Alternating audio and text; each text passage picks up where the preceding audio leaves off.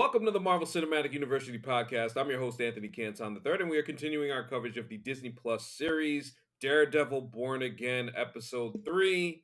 We are one third through Season 1. This should be a fun episode to talk about. And we also like to talk about our Patreon, patreon.com/University Pod, where you can get our bonus content. As I start to get used to being back here again on a semi-regular basis, we will be doing our usual bonus things. Week 3 we will do very soon, and subscriber mailbag. I do have a couple of other things in the hopper that I want to get in as we move along through the rest of this month going into April. But appreciate everybody for supporting. $3 to get our backlog of episodes and the Discord as well. And if you're watching on YouTube, subscribe to that YouTube channel, like, comment, all of those good things. And with that being said, let me introduce the super producer, Jake Christie. Jake, how are you?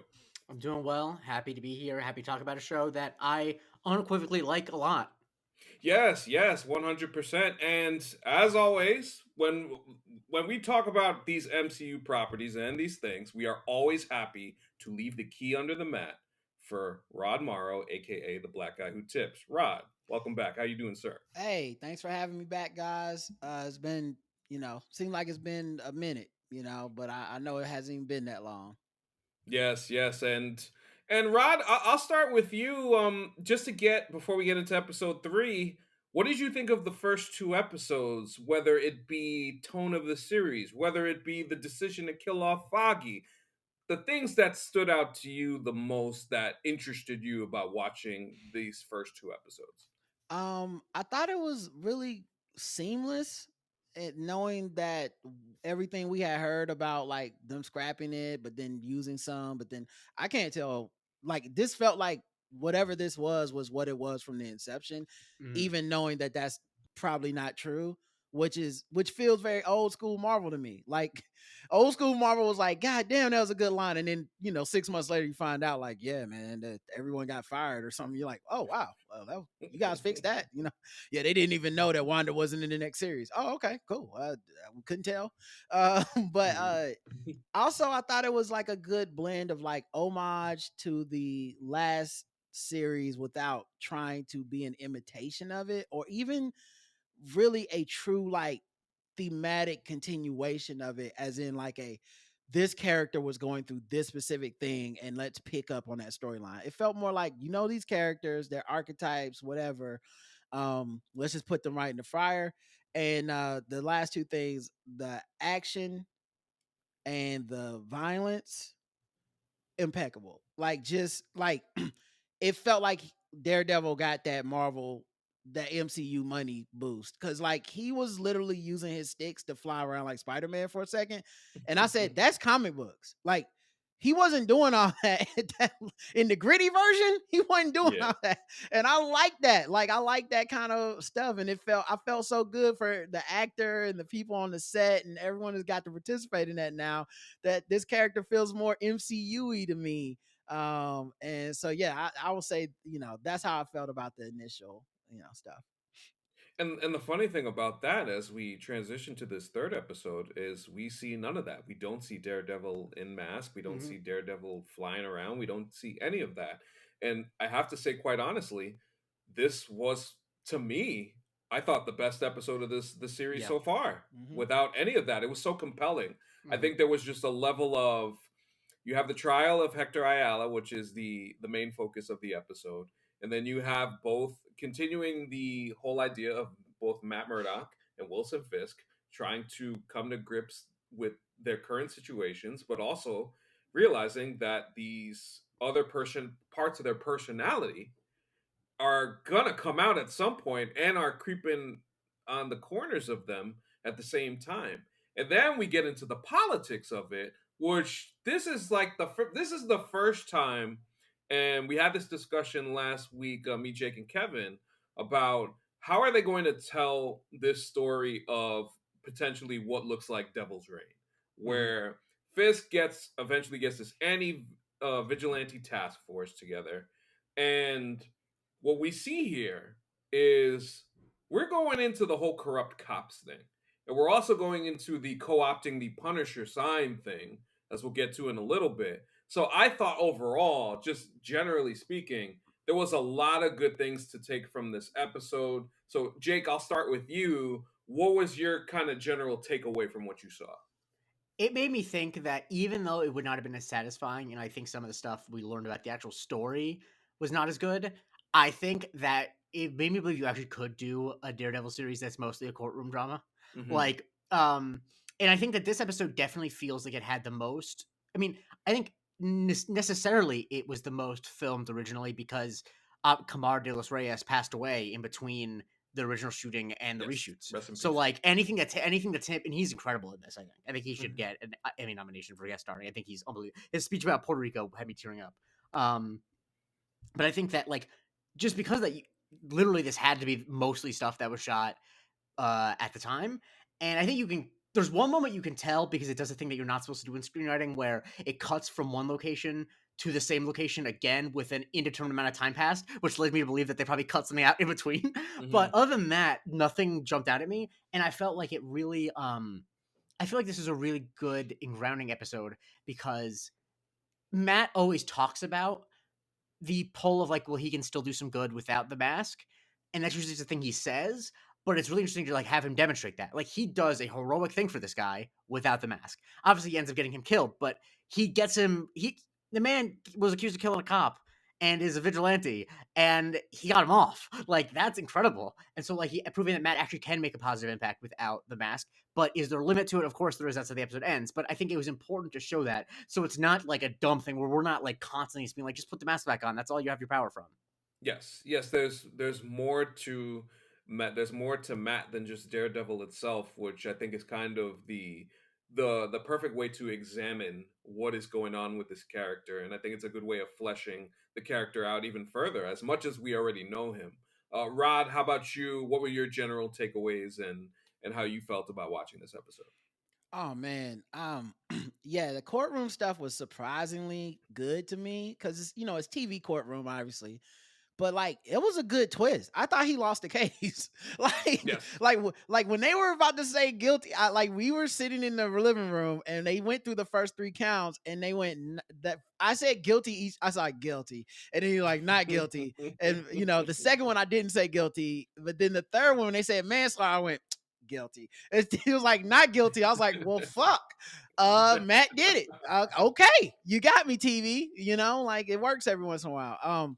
But yeah, I thought that was interesting. I liked all the stuff with corruption. I always find that to be so interesting in the Daredevil universe because the cops are always part of the bad guys, except for a few good apples. And yet we live in a world where you can't, if you imply a cop is a bad apple, they're like, how do we free Derek Chauvin? So like that was like, it's like, oh, but we in fiction we can accept that, like, oh, people that do this job might abuse power sometimes. But the main thing that I took away from this episode that I really liked was the Kingpin ending, feeling like those guys are always going to be juxtaposed against each other and diametrically opposed to each other, even though they claim to want the same thing of Yeah. of this like city that is orderly and justice is done. And they found a way to give us like another version of that where like his law and order, this filthy criminal mayor law and order, in his mind is still like, no, I'm doing something good for the city. And Matt Murdock is in the fucking way. And I'm like, oh, I like it. It made me feel as hype as when the second episode ended and they showed Kingpin like looking down and they showed the red flash over Matt's face. And you're like, Yeah, he yeah. getting back in that costume. So like it felt like this was Kingpin's version of he getting back in that costume, even though his costume is a suit. Uh, that he's gonna, The Lord forgive me, it's time to go back to the old me. yeah. Yeah, it was. I mean, I quite honestly, like Peter and the Chicken vibes. There's always gonna be. There's always Jesus gonna be Christ. that. The That. fact that That that's where you went. it's always gonna be that. It's always gonna be on site. Like when you see You're Fisk. right. When you see Fisk at the end seeing Matt and Hector getting off, he's like, "This motherfucker really again?" So I That's was what's like, so good about their rivalry is they both are like this motherfucker. Like both yeah. of them with the equal amount of feeling that they are the right person are like, this dude again? We just talked. What is wrong with him? And what makes Fisk such a skeezy asshole is that he has the nerve to pull BB in there and and use her to his own advantages, knowing that he killed her uncle, and that just like all of that just makes me so mad as I watch him using that to his own advantage as he gets this incredible monologue off about vigilantes and the fact that they don't serve a real purpose in the city, Mm-hmm. while we get poor Hector getting shot in the head like he was Ah, Bodhi in the end of season 4 of I The Wire. I Like, thought that the choice to make him get killed in that unceremonious manner, I thought was really really smart. I think some people mhm. might not have liked it. I don't know if I haven't read the takes, but like you imagine that someone would be like, oh, they should have been a fight or whatever. But like I like that it is messy. It's like a mob killing because I think that's the thing that I like about Kingpin as a comic book villain is that while he is strong and will throw people, his brand of supervillainy is not that unrealistic. Like it's violence through like dirty means, usually through like just goons, and it's not crazy choreographed. It's like, no, he's just gonna shoot a guy point blank in the head. You know what I mean? And that's kind of like a thing you don't see in superhero properties. It's like, no, there has to be a power or a fight. It's like, no, no, no. They're trying to get rid of this guy. They're just gonna shoot him in the head. And I think it was like shocking in that way. I wasn't that surprised. That's how it ended. But it's like, oh shit, this is just he's there one and he's not. And I really liked it. And yeah, having that juxtaposed with speech was like perfect screenwriting. Yeah, and I think it poses the perfect question to like anybody who is a vigilante in that world. Like, yo, you could get got anytime, and especially in New York City with the way that they rolling with them cops. yeah, I And think it's interesting too, because like, did Kingpin order that hit? Did Mrs. Kingpin order that hit? Like, because as furious as he is, he seemed like he wanted to use the power of the mayor to shut it down, and he and the trying to power stay of the out of the media. gangster shit. And she's like, "No, it's gangster shit time over there." Yeah, I think that's a good question because it seems like they have different views, both Vanessa and Wilson, on how to go about these things. As a portion of the episode delves into how to deal with the crime family situation, and also Vanessa stepping out on him Mhm. becomes a part of this again. Which Wilson seems like I love the fact that each time that they kind of put the camera on his knuckles, Mhm. like I feel like this is the Chekhov's gun, except it's Knuckles that we're gonna see at some point, and Mhm. he's gonna be putting the beats on somebody crazy. And the thing is, if only there was like a famous Shakespearean character of a wife who was like whispering to her husband to do bad things and then ultimately took it into her own hands. If only that was one of like the most common tropes in fiction. The reason I love it here is because she didn't start as a Lady Macbeth. That she was a fucking art dealer. Yeah. And Mhm. he molded her into that. And now she's Lady Macbeth, and he's not interested in being that evil anymore. Obviously, he's interested in being evil to some extent. But she's like, no, no, no, no, no, no. You made me Lady Macbeth. I'm gonna Lady Macbeth this shit. I really like that She's the turn. meme of Kobe, like soft. Just like every time he says some, like, we should do Vanessa, we should use the law. She's just like soft. Nope, we should just shoot him. That's what we used to do. Well, I think the funny thing is Fisk, because she wants kind of like an order. Like she wants it to be, hey, this is being run. Fisk is like, yo, you could let these little rats kill each other Mm-hmm. and stay out of it, stay clean, so it's not a thing. So have my guy go to them and say that, hey, one of y'all got to pay $1.8 million for restitution for the situation, probably getting the other dude mad to the Mm-hmm. point to where, you know Wait, I, what? I think you misread that scene. That's Vanessa makes the guy do that. No, no, no. No, but yes, but what I'm, Right. but Oh, in sorry. My terms of bad. what Fisk is talking Right. Yeah. Yeah. Yeah. about, Yeah. Sorry. Sorry. Sorry. like that's the way that it leads to what we Mm-hmm. might see with these crime families as the series goes on. Is the point of what Fisk Yeah. wants is to completely stay out of the game, Mm-hmm. while Yep. Vanessa's on the other side doing the Mm-hmm. Lady Macbeth thing, and that push Trying to and pull control the between game. them. You're right, and that push and pull between them is fascinating. And like I said, on top of that, we still got the whole. She's like, "Oh, just because I stepped out on with this Adam character, who I look forward to seeing at some point, because I feel like we're he's gonna gonna have a see brutal ass Adam, death." and when we see Adam, he's gonna be the person Fisk been beating on for 9 episodes. Like I just feel like because he's way too cool about that, and everything we know about that dude is that he has the cool veneer, but he's a psychopath underneath that veneer, Yeah. and all the stuff is for show. And I could see him sitting there eating his like white omelet and asparagus every day with knuckles that look bruised, being like, "No, it's fine, Vanessa." But really, he's like, "Cause I'm about to beat this dude's ass some more because you made me think about it." Yeah. Oh, I have an man. IV into his nose so he can stay alive while I beat the shit out of him. Exactly. He's going down So there I every day talking about his day to that guy. That guy knows all the kingpin because he gonna kill him anyway. He's just down there like, and then this lawyer got this guy off. He's like, just please let me go. Nah, dog. It's not happening, man. It's not happening. So I think that those two, I like the way that they've positioned the both of them in this season, as while Wilson wants to do this, Vanessa wants to do this, and it seems like they do want to get back together and find their way back to each other, but there's now this chasm that keeps them apart, and they're going to couples therapy at the same time. So it's a Yeah. nice little situation. And the thing I like too is that, like, and I think that you might disagree with this, but I think part of what I like about Wilson's character here, and this is the thing that I think is hard to show dramatically without making the character seem poorly written, is I think that he's confused about what he wants. I think he thinks he wants one thing, but like, I don't think that he has. I think what he is saying out loud, what he wants, is not the same thing as what like he really wants, or at the very least, it's incompatible with what he is willing to do. Right? Like, he wants control over the city, and he wants to like make his mark on the city, and I think in his mind do good for the city. But I also think that like he can't let go of total control, and so like that is at odds with some of his goals, and so that's why I think he's like not easy to predict what he's going to do at any given moment. Yeah, being able to do that, but while also having the optics of I'm doing it clean, is kind of the happy medium that he wants to reach. But what he Trying to be also like Jeter. yeah. Yeah. Jeter did it clean. Jeter did it clean. Yeah. Miss, But with I that, feel like every time yeah. we get a scene with them in therapy, the show should be called Mr. and Mrs. Fisk because it feels like Mr. and Mrs. Smith to me.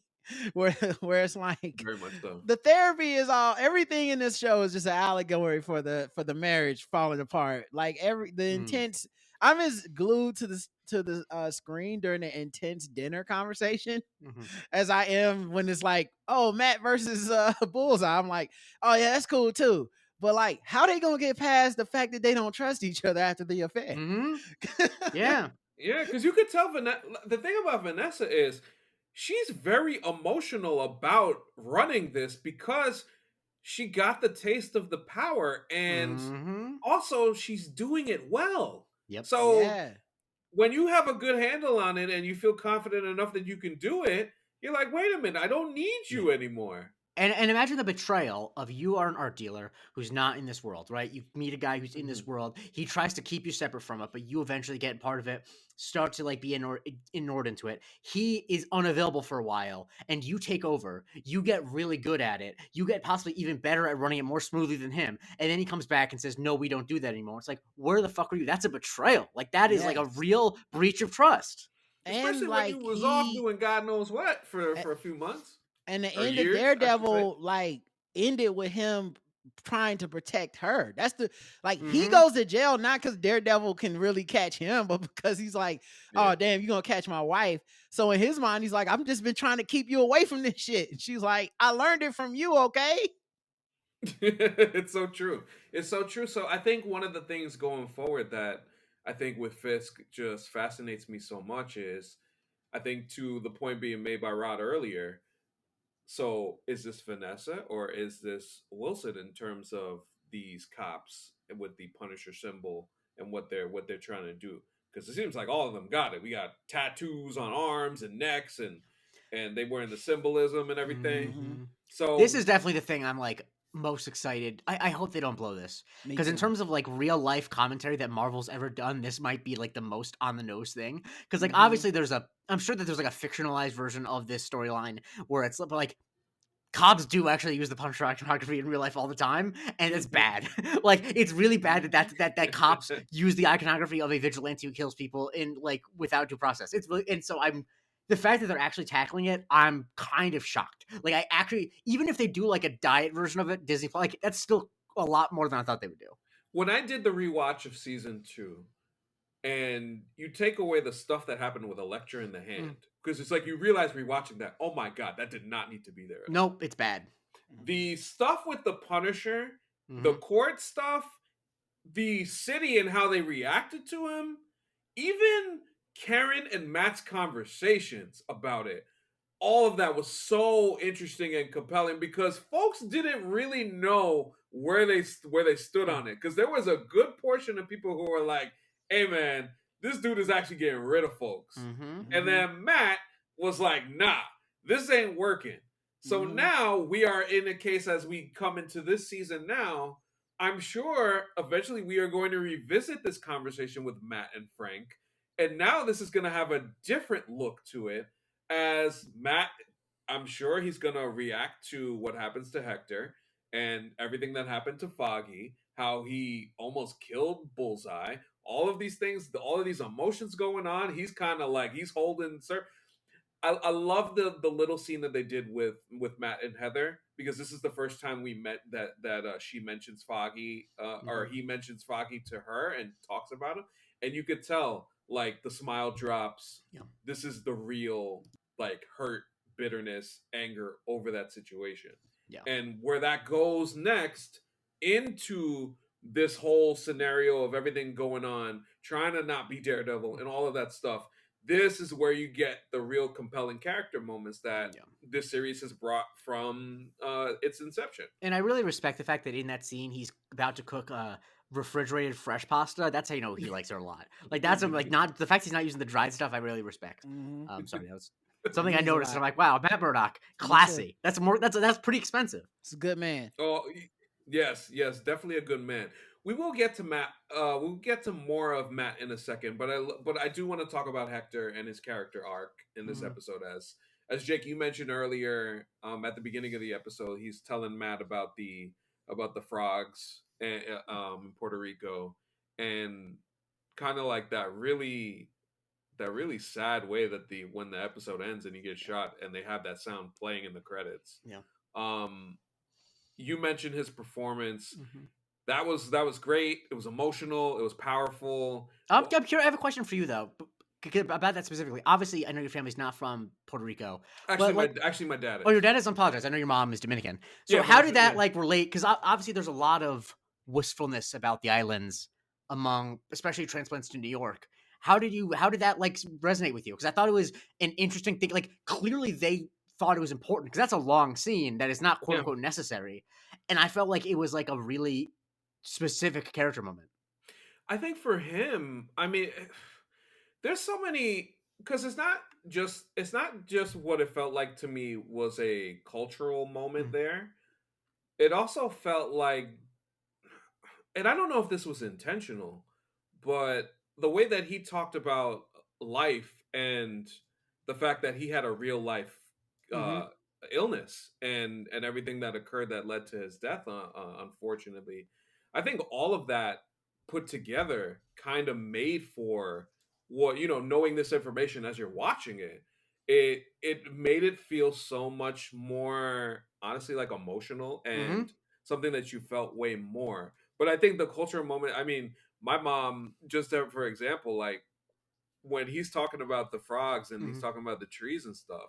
I mean, my mom used to tell me stories about mango trees in the Dominican Republic, like that type of stuff. So yes, well, as soon as he's talking about that, I'm thinking about that, and that was a very nice, very touching moment. And throughout the episode, you get these kind of small things. Him on the stand, him talking about saving enough money to get a place for his wife, who at the time it seemed like they're estranged, but it seemed like he was trying to work things out, and just along the lines of just trying to do the right thing. And he always kind of focused, I just wanted to do the right thing. And this is where, like, throughout the episode, like, he's the fulcrum of everything that's going on. And I felt so, I think, what's the word? I felt so bad that the character had to end Yeah. this way, but but I've also felt it was necessary to Yeah. put over the kind of hopelessness sometimes that not only the heroes of the city go through, but just the regular people when you're talking about the machine. I mean, that's the thing that I remember when I watched the original Daredevil series that made me say, "Oh shit!" Is I think in like episode 3 or 4, where there's the moment where the person is trying to give up Wilson Fisk in the interrogation, and the cops are like arguing about who's gonna get punched, and that they shoot him. Like, Yeah. I'm like, this is hopeless. It, and I think you need that. Unfortunately, I feel bad that he was a good character. The Yeah. performance was great, but I do think you need the moment of, all right, this is hopeless. This is not a normal. So this is like totalitarian shit from Fisk. Also, we also have the chance that at some point the niece will also eventually become the white tiger as well. So I think that's something, at least, there's always that in comic book stories, like, you have a tragedy, but born out of that tragedy is a new hero that comes. So maybe down the road you see something like that. I wanted to ask you, Rod, what did you think of Kamar's performance, and kind of the way that he stood out throughout the story, into even some folks who were thinking Matt's questionable tactics in the courtroom, especially going back on his word to the judge as Mhm. far as introducing the whole vigilante part to the case. Mhm. Well, like I said about the courtroom stuff, that was just played perfectly. I mean, I know it's a courtroom TV show cliche thing, but I don't care if a cliche is a cliche if it worked. Yeah. You know what I mean? That's why it's a cliche. Oh right, AC. I forgot. I do have Jay Christie's law corrections corner for later. So Oh, Okay, nice. cool. Looking Um, forward to it. and then as far as the character, man, I didn't know. I had heard the actor had passed in real life, but I did not know if it like affected anything they had planned to do with that character. Um, but when he was giving the speech about the frogs to start the show, it was too adorable, and I knew he was gonna die because that's what TV shows do. I said it's gonna really hurt my heart when this man dies somehow. And the show was so good, I forgot that I knew he was gonna die. And then Yeah. he was putting on that costume at the end. I said, "Oh, here it comes now," because that he's too fucking good. He's a really good person. The world Yeah. doesn't deserve people like that. And he might as well. He's like a guy in a Vietnam movie telling you about that girl he's got at home or whatever. You're like, that dude's dead. And so but it felt like it did justice to the show. Like sometimes you don't need to zag. You know what I mean? For example, the running back for the Philadelphia Eagles, right? He doesn't need to zig instead of zagging sometimes, right? Like sometimes you just run through a motherfucker. You know, That's right. Marshawn Lynch. You just run through a motherfucker face. I felt like this show ran through a motherfucker face. I don't think I was really thrown off by many of the twists as far as like didn't see it coming. Yeah. Just the execution was so good, I could not deny it. So anyway, the execution of his acting, the execution of his storyline, and what it means to the end, and what it's gonna mean for Daredevil versus Fisk, and what it's gonna mean for the Punisher and all that. Yeah. It amped me up like the end of a wrestling event where you're like, I wish they could keep fighting. Like it amped me up Yes. like that. Yeah. Yeah. I think it. No, like, honestly, when I think of reading that comic book story, Devil's Reign, which is a fairly, as we discussed last week, is a fairly new Mm-hmm. comic book event, I think you could potentially pull in a lot of the other New York based heroes. Mm, Um, as I think this will stretch to next season too.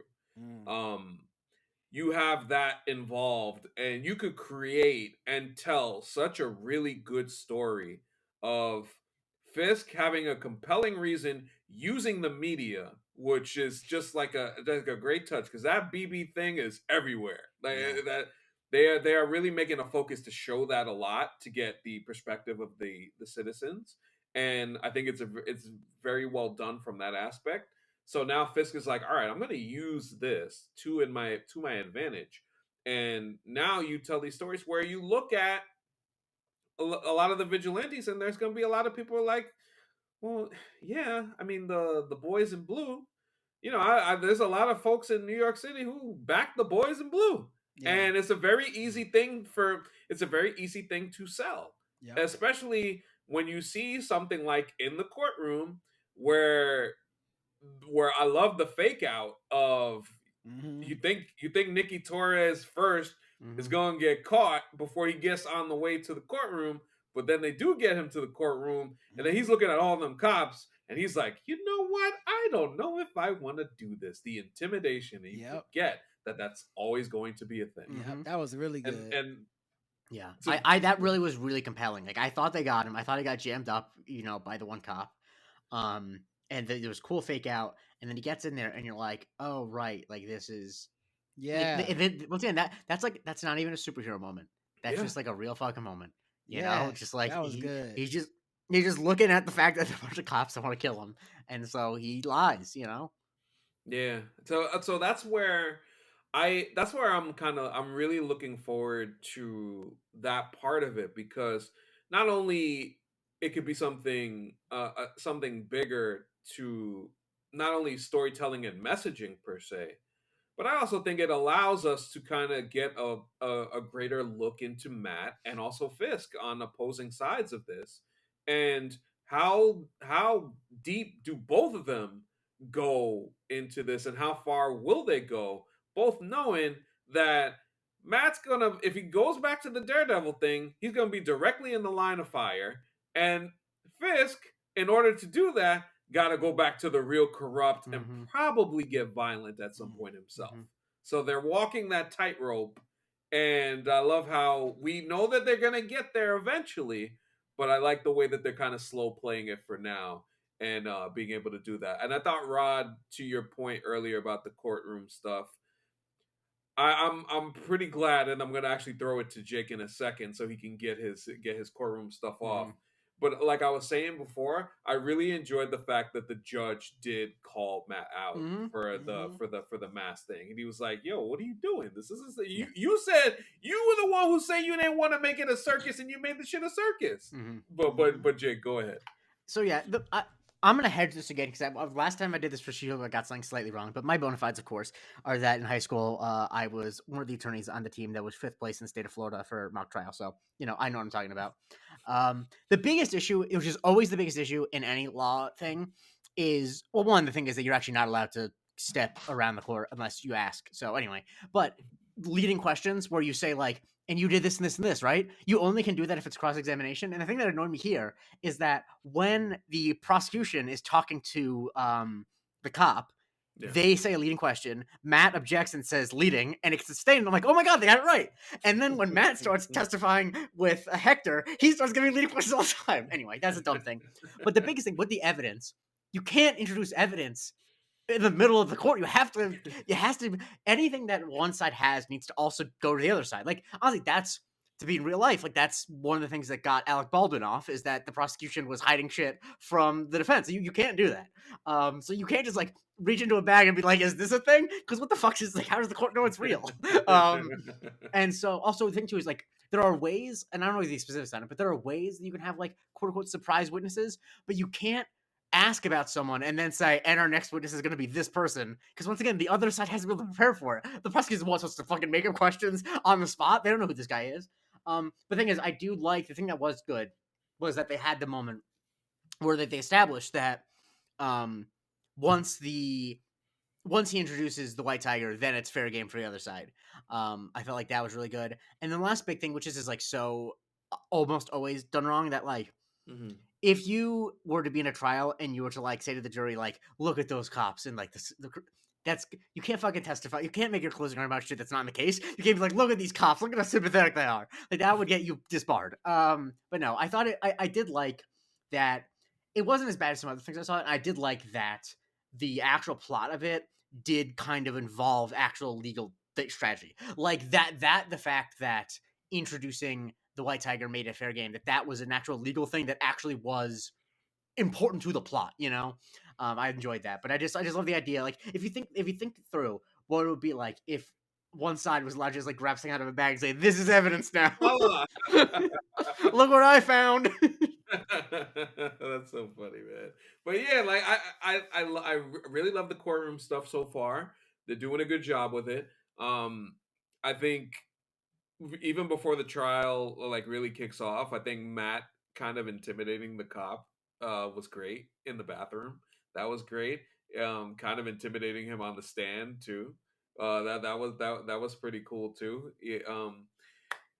I think one of the things that people do have a question about. It seems as though Miss McDuffie, we it's kind of like they're kind of holding her back. They're kind of she's there, but she's not there at the same time. It's almost like one of those things. Are we going to give her a little bit more spotlight? Or are we going to give her a little bit more of a chance to show her stuff in court going forward in this season? I know there's going to be more.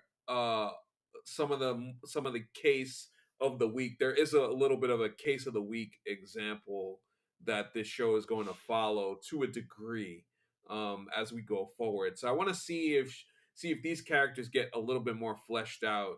Her and Cherry as this goes forward. Right now they're just kind of like Matt. It feels like they're Matt's gophers at this point, as opposed to what we got in the Daredevil series with Foggy and Karen, as they were just like really integral parts to the series. Like we followed them. We had They had big moments throughout each season. And right now it's kind of like Matt and gang, as opposed to Matt, Foggy and Karen. So I'm interested to see if they kind of flesh those characters out a little further. But overall, I really don't have any complaints. I think right now we are set up for what should be a really awesome season to this point, as we're 1/3 of the way through.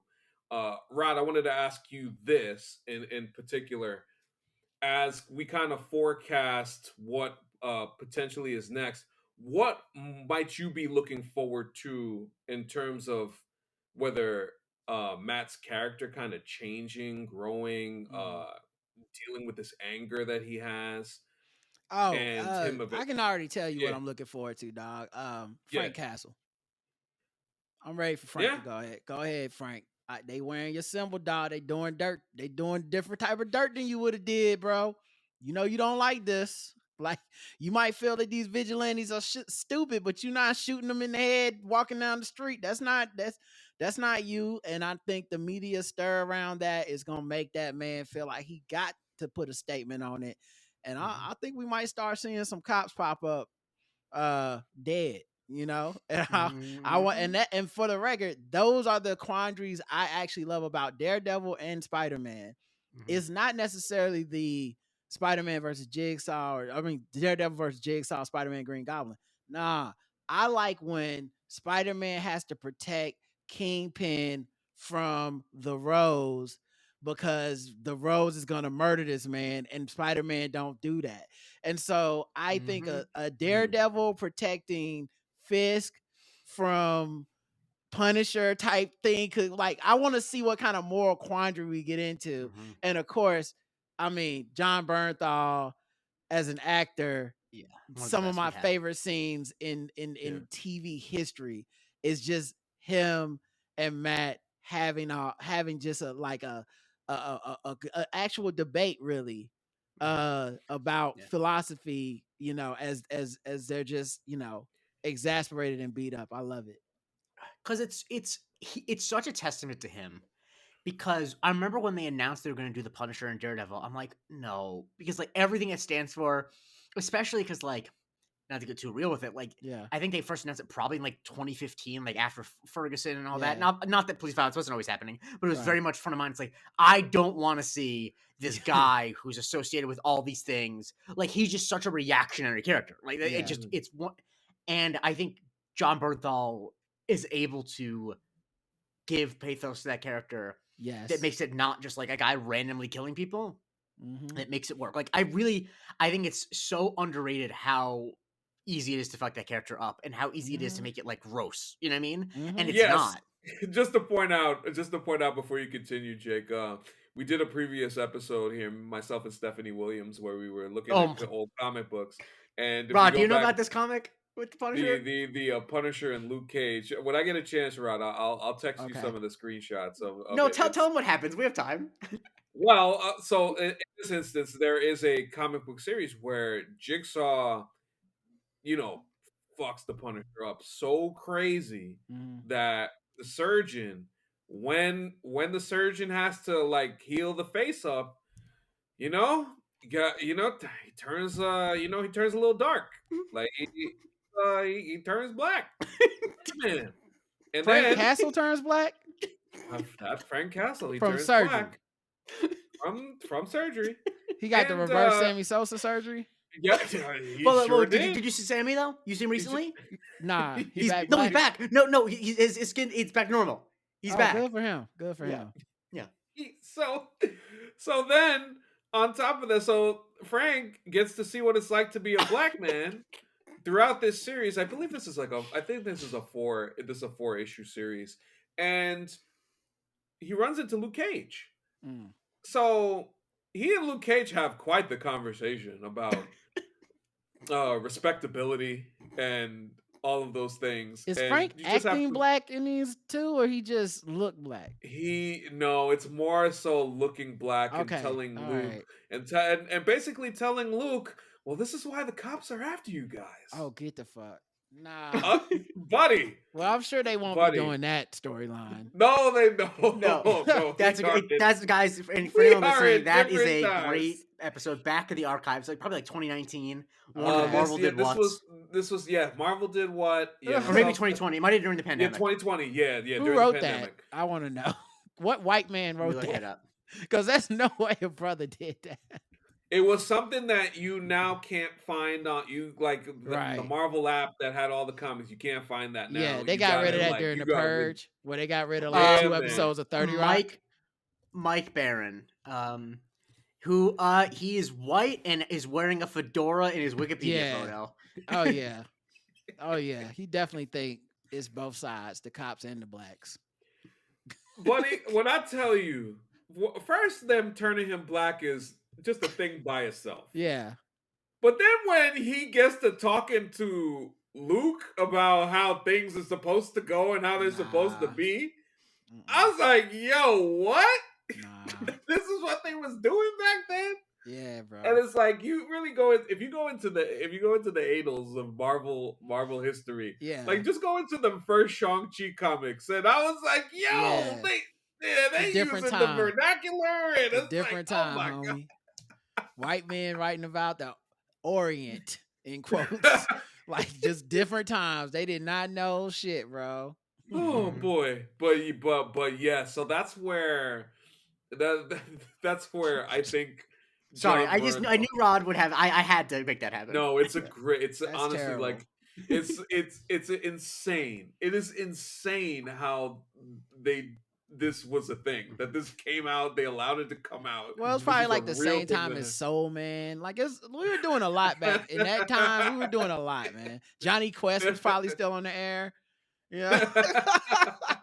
Y'all ever watch the opening of Johnny Quest? The whole thing is just racial stereotypes, and the whole opening of the show is just like, here's an Asian guy, here's an African guy.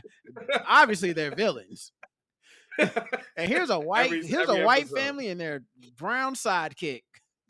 Shout out to Haji. Sim Salabim. Everybody had an accent on that fucking show. I bet every actor was white and they just made them do an accent. Like, no, he's Asian. Oh, okay. He would. I'm gonna check that out for you. I'm gonna see. Yeah, they're reading the part. They're like, Mr. Quest, where I'm gonna get you and your son. It's like, no. We need to do that again, more Asian.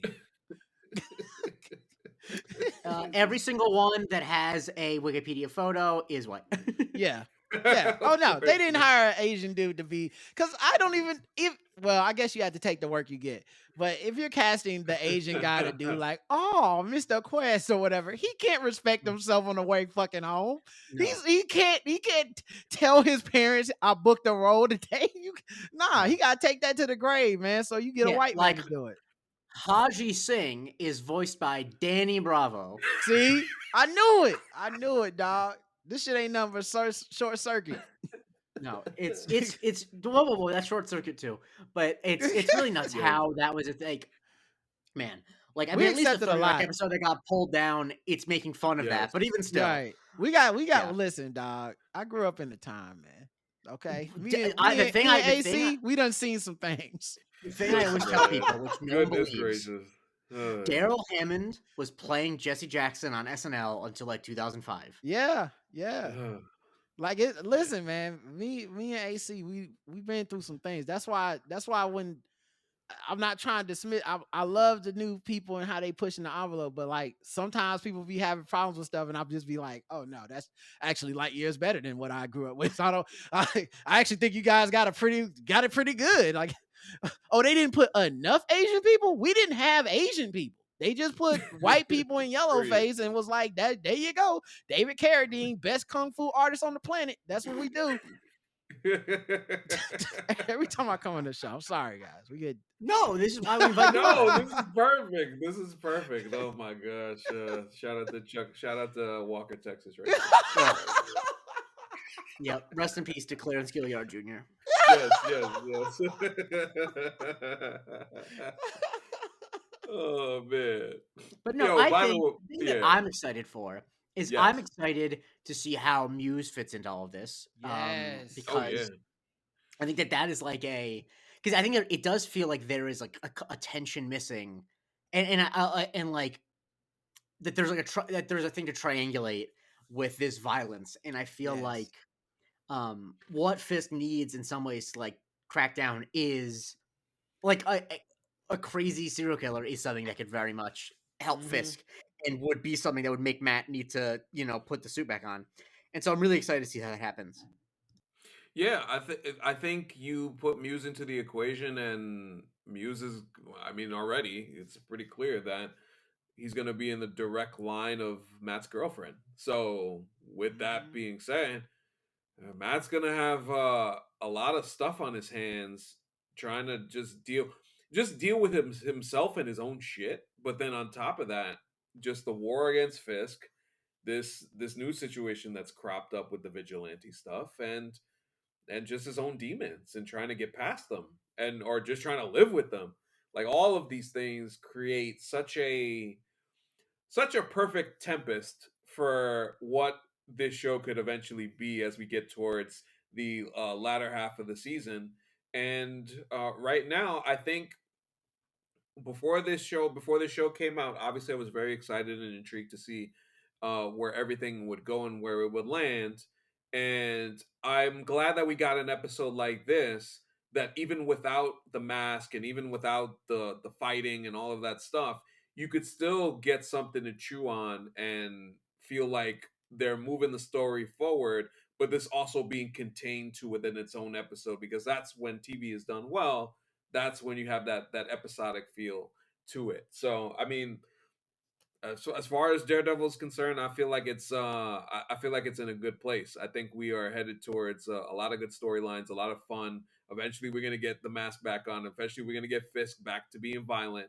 And then when all of those things come together, I think we should have a fun powder keg as the show goes forward. It's very exciting, quite frankly.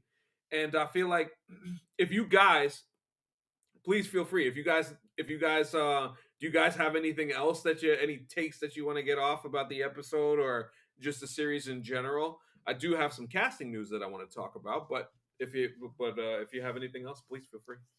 No, I think I'm good. I did love, I mean, an old like a like a big like industrial laundromat is a great place to hide a witness. That was a thought I had. I'm like, shit. You walk by like 20 of those in any neighborhood, in any outer borough neighborhood in New York, you're like, there can't be this much dry cleaning to do. You know what I mean? We're like, what the fuck? Yeah. Like, there's like, not to dox myself, there's like 3 within 5 minutes of me, and so that is a good place to hide a witness. Yeah, I think for me I want to see how long they're gonna keep the legal side of it going. Because Mhm. like I feel like you could almost drop it at this point because he did it, but also you could continue it as a case of the week thing, and still as long as it's compelling, I'm in. But I wonder how long that goes. Well, I I know at the least we're gonna see Miss Marvel's dad Okay, at some point. So like okay. definitely be an episode. And then action wise, how long till he puts back on the suit and starts fighting? Because obviously with 9 episodes, you're gonna want to get to that at some point, probably sooner than later. Like I hope we don't do the whole like episode 9 he finally puts the suit back on. Like I kind As of what I introduced the concept of a surf Dracula to them last week, Rod. It's a reference to a tweet. Just know that it makes sense. okay. And But The then idea is that in TV yeah. now, the joke of the tweet is back in the day there'd be a show called Surf Dracula and he would be on that board every damn episode. But now Surf Dracula is 13 episodes of him learning how to surf and he doesn't get on the board until episode 13. yes, that is it. And then that was my final thing was the episode numbers.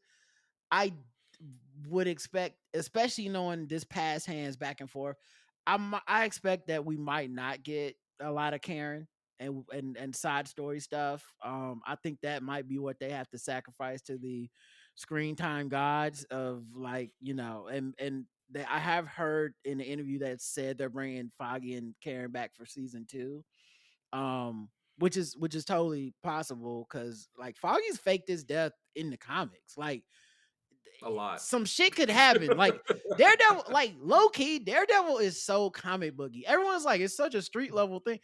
There's been times where he's like moved to San Francisco, made everybody forget his fucking identity. Like that book is I fucking mean, crazy. just the born again storyline. That dude was homeless Yeah, it's for like a dude. good I'm minute. reading Yeah. a Daredevil thing now where he but joined the hand for a bit. Like he was wilding, and then he just like started over, and everyone forgot his identity, and he spent the first uh 12 issues of this new run fighting demons that were hiding in the souls of his friends and Yeah. enemies. That is so comic booky, but so like Karen was a junkie for a good I minute. mean, yes, you can argue he's always fighting demons though. That's kind of his whole deal. always okay. I saw someone do a tweet of like, I used to think if it was had to choose to be fight Batman or Daredevil, I'd pick Batman. But no, sorry, I picked Daredevil. But Matt is tweaking, and he Bro, is.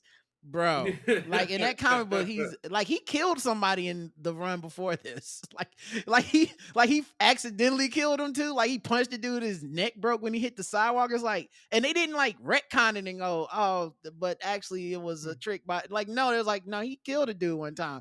I'm like, yeah, I'm he knocked surprised out that cop 98 was in One people. Piece. I was surprised that cop was in One Piece this week. Dog, I was like, I God thought damn, he was a dead man. I yes. definitely thought Bullseye died. Like Yo. when they let me think he died for 5 minutes before I said, did he kill this dude? Thing I love about that scene is so like he falls and then Karen has kind of this shocked look, thinking that it might be Matt on the floor. Yeah, That's why she's looking like horrified and stuff. yeah. And then she turns around and sees him. It's the instead, way he made him fall that got me. It wasn't like the like Punisher would have threw him like you like he just like mushed him to death. Like get out of here. The Anyway. homeboy was laughing at him. That's yo. He had to I come. can't wait. Haven't till we seen a get, mush at death like that since Taken 2. Anyway, man, I'm looking forward to all of that stuff, and like I said, if we don't get that much Karen, I don't think I'll be hurt because I'm anticipating. All Karen we get is gravy to me because I just don't think the plan was ever for this to be the Not Karen originally, Foggy no. like revisiting. But I do think they left room open to do that.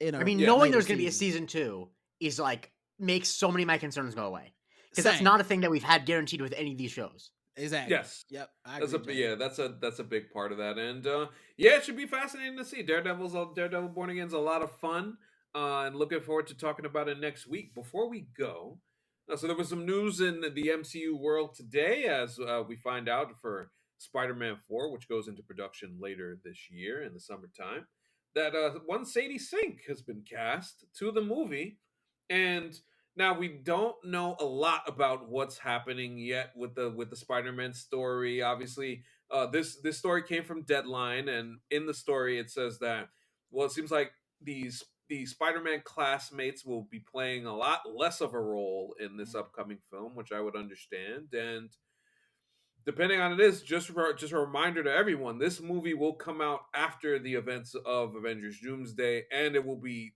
timeline wise, it will be also after the events of Avengers Doomsday. So that is going to be interesting to see where they throw Peter Parker in. The Sadie Sink thing, I'll just say this: a lot of people have said that she might be Jean Grey.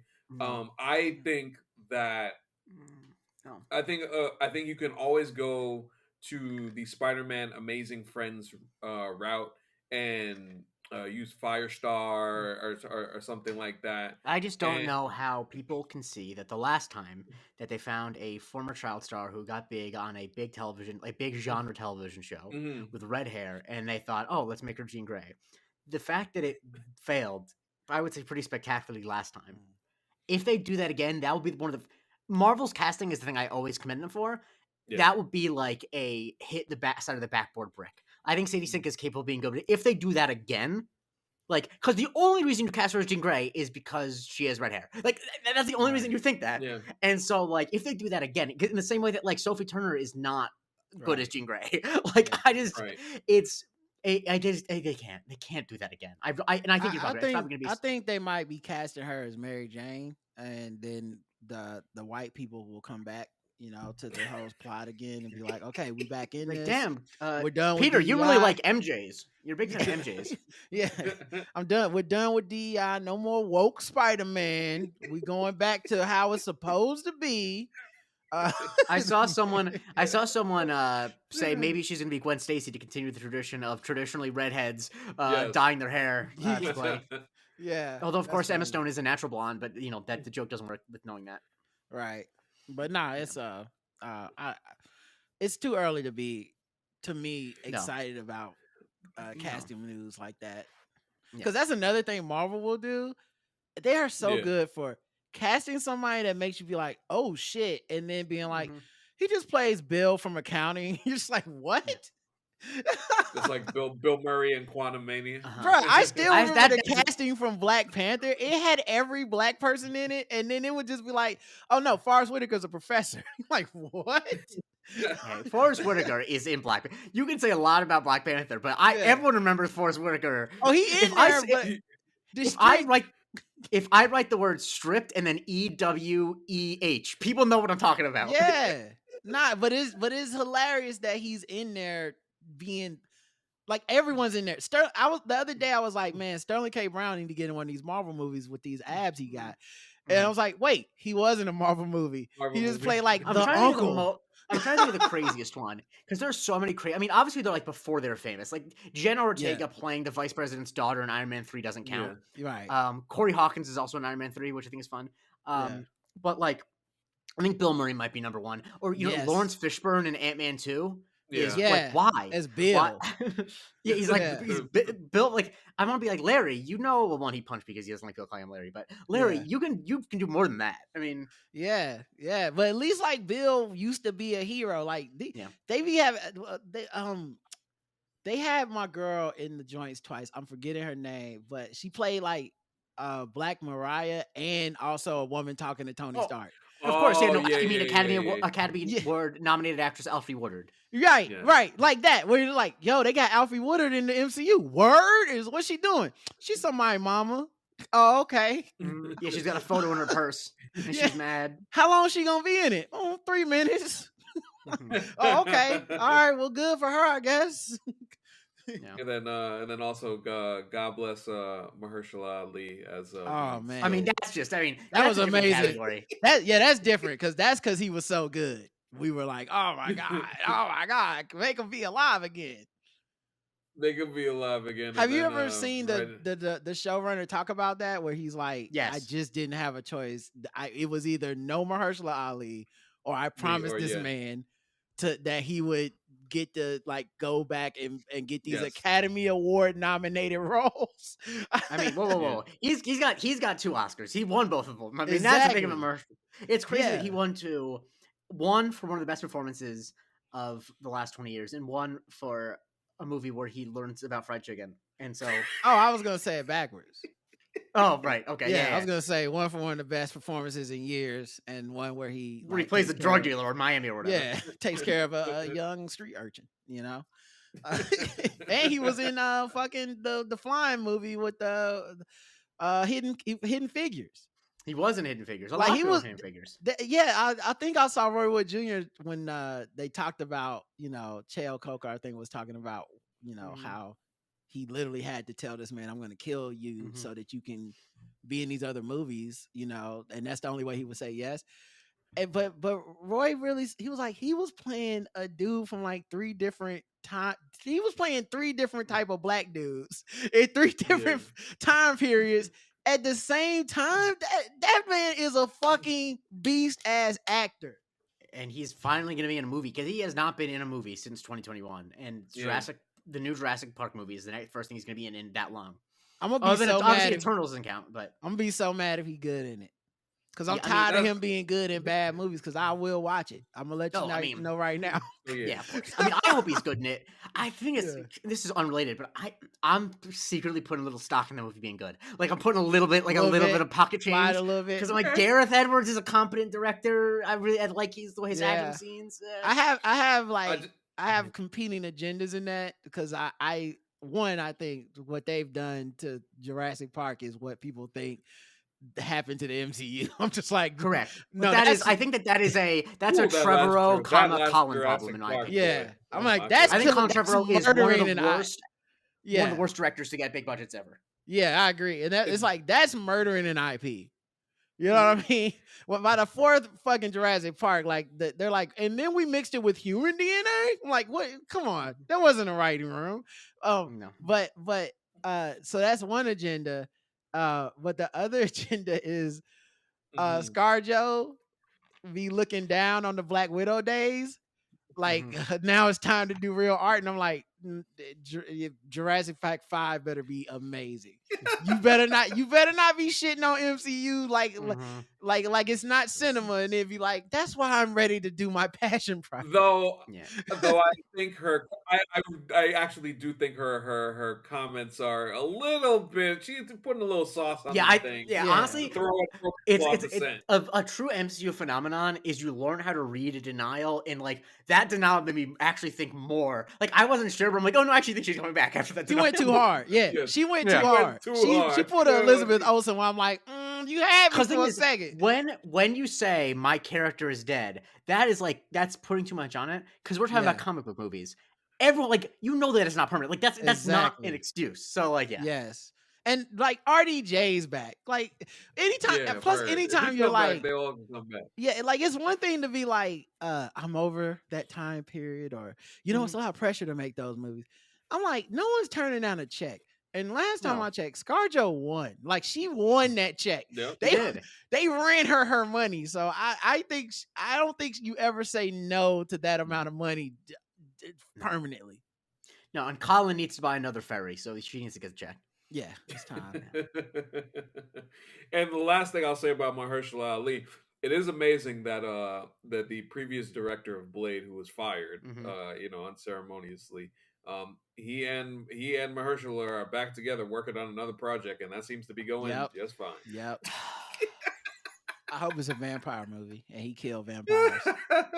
Shout out to Sinners coming out next month. I'm looking forward to that. I hope it's like Cutlass. Yeah, like they don't exactly. They don't tell us. And he says some motherfucker is always trying to roller skate uphill. Yeah, exactly. He wear white leather instead of black, and they're just like, yeah, that's what Cutlass does. and his enemy is a priest fire. That's a Deacon Frost joke. Deacon, Anyway, I got AC, you you. can I'm wrap with you. That was That's good. a wonderful way to close. Chef I want to thank Rod for joining us. Appreciate you coming back, sir. Jake, you're not gonna do the night. Oh, sorry. Yeah. night on that one. That was a good one. Rob, my brother, a pleasure having you Yes, on sir. as always. Let us know where we can find you and where you're at. The Black Guy Who Tips podcast, the blackguywhotips.com are the best places to find my work. And on the internet, just search Rodimus Prime on Twitter.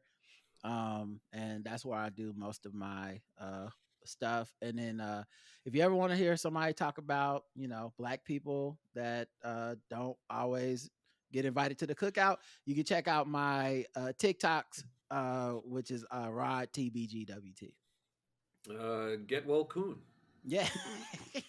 That was a great one. Thanks, man. That was a great one today, man. especially with the news of the Tiger Woods biopic. Yeah. Oh, word. Yeah. Wow. Tiger Woods biopic produced by Obama. No way. That should. Yes, No way. I'm not joking. Not joking. It's a real thing. Damn. So this should be a lot of fun. I but really yes, hope people, they put make him sure you being check. in the end of the movie should be him with Trump in the Black History Month in the White House. If there's no scene that starts off with exterior Perkins, then I'm not gonna see it. Yeah, dog. I'm gonna tell you right now. They keep saying that they keep saying the Hollywood beauty standards are impossible, but I say they finna get some regular women to play these Perkins waitresses. I saw those ladies and listen. Whoa, it was just one. It was just one. He only slept with one Perkins waitress.